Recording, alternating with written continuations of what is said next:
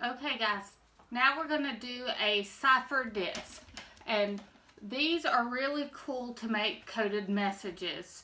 I've got a coded message here that we'll show you here in a few minutes for you to figure out once we're done making our cipher wheel. So this one that I have made is made from poster board. You can use anything in your house that you have to make this cipher wheel, and as you can see here, I used one of my mother's pins in the middle to make our wheel operate. So what we're going to do first is we are going to get what we're going to use to cut out our circles. So you're going to need a big circle and a smaller circle. So the bigger circle, all I'm going to do is take my pen and just trace around, and then remove this. And then as you can see here, I had a little issue right there with the handles. And then I'm going to also trace around this one.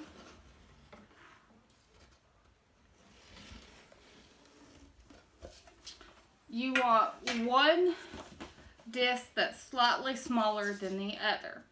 And then all you're going to do is you are going to cut these out the best you can. Try and get them as straight as possible.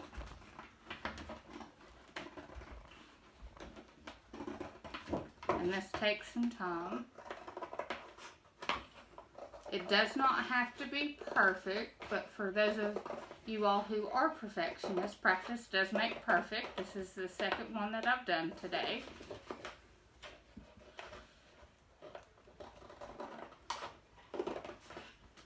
And at any point you need to pause this video, feel free to do so to get caught up to what I'm doing. And I will also have the instructions posted up in a picture as well on this. But we learned about this as we were doing the World Scout Jamboree. And if anybody was at the last Decatur Cup campout, I tried doing this. It didn't go as well as I'd hoped, but now I'm more practiced on it, so this is going a lot better than it used to. And I hope to bring this back for one of the Akalas this time as well. So as you can see here, I've got my big circle. And now I'm going to cut out my little circle.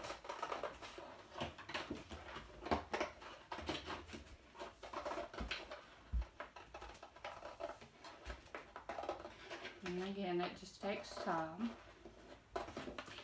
This project is a little bit more involved in doing, but the results afterwards are a whole lot of fun. Everybody has really, really enjoyed this who's done it.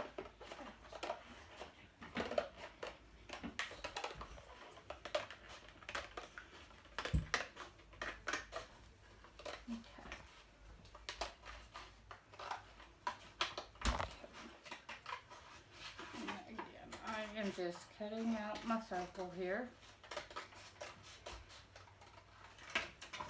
Right, and I'm just going to hide out my paper here. This one I cut a little too fast, so it's not as circular as I would want it to be. My other one's better, and that's the one we'll use at the end. So next, what you're going to do is you are going to find the middle of your big circle using your ruler. So this is right at 8.5, so 4 1/4. And with my pencil, I just marked roughly center here. Well, that was not center. Again, this is a really, really involved process here.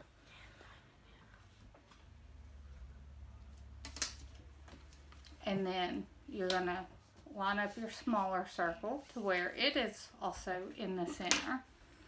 And then you're going to have your pin, and you're going to put your pin right in the center. Okay? And like I said, you can use any pin that you have laying around the house, except mine is one of my mother's pins. Then what you're going to do is, keeping the circles together, now I'm going to switch to the one that I already have made. You're going to do 32 lines. So you're going to start out by dividing both circles in half. Keep the circles on top of each other because it's going to make it a lot easier and make it line up better. So you're going to cut in half, and then in half again, and then you're just going to keep halving everything until you get to 32. Then all you're going to do is insert your pin back in, put it back on, and do your letters and numbers. So on mine, where it's got 32, I've got A through Z and the numbers 1 through 6. You don't have to do 1 through 6 if you don't want to. You can do anything else that you want to. You can do shapes, you can do whatever you want for those extra. And for those of you all who can hear in the back, that is my child being who he is and adding in his commentary. So, to encrypt the message, you're going to decide on a key. So that is just a number between 1 and 32.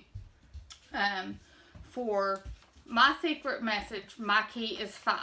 So what that means is that you're going to start off and you're going to line all your letters up the same. So A is going to match with A. Now you're going to move your bottom circle for a key number of times. It's usual to move to the right clockwise, but you can put that into your key if you want. For example, if the key is 5, the letter A will become F. Write down your cipher text using the smaller circle. The real letter is going to be on your big circle, and the cipher is going to be on the smaller circle. So, let's make sure I did this right. Okay, and then, so this is going to be your cipher key, the smaller circle right here. So, and then you're going to write out your secret message. So, as you can see, here is my secret message.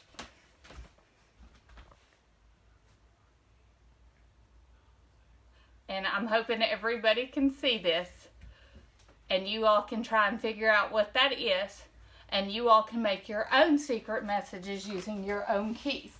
So, to decrypt your message, you get your secret message together like mine, and you'll need to know the key. So, my key was 5, and you'll move your wheels again, just the way you did when you did the secret message. And then you're going to go to your encrypted letter.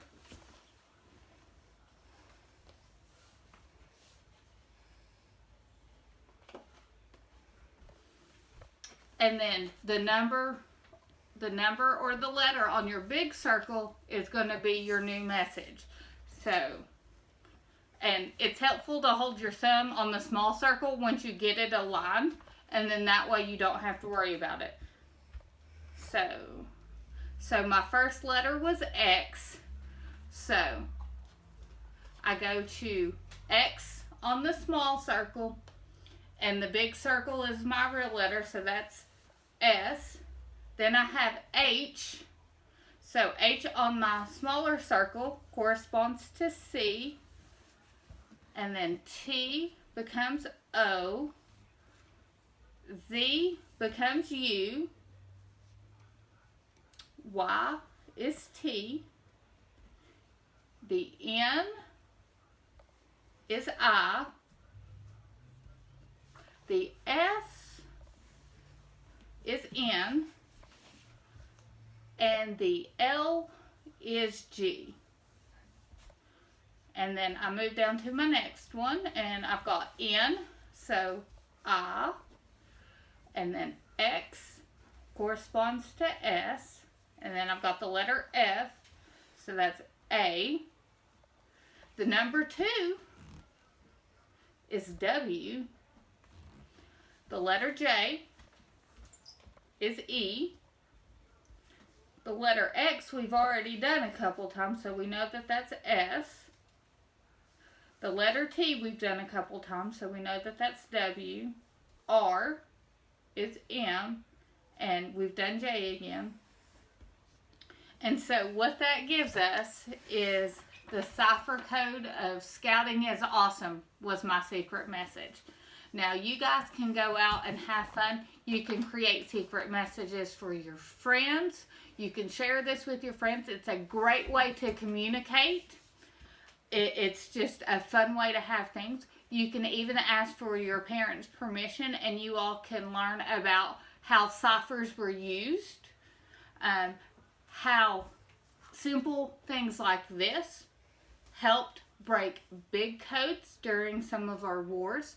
So this is a great history lesson as well, and a lot of fun. And thank you guys for watching.